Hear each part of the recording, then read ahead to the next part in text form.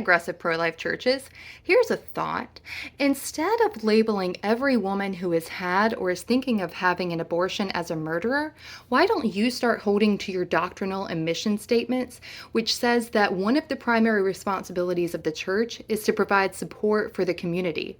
And by the way, that doesn't mean knocking on doors and pressuring people to come to your church that hoards its tithes and offerings in order to provide new stadium seats for the worship center and build this huge gym to attract kids and their parents to your church just because they like basketball.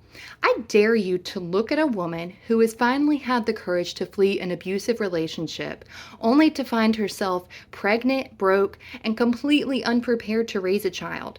Go ahead and look her in the eye and call her a murderer. Or, even better, go ahead and tell her that it is her responsibility to have that baby and then dump it into foster care. Oh, and don't forget to let her know that she's responsible for the medical bills for having the baby.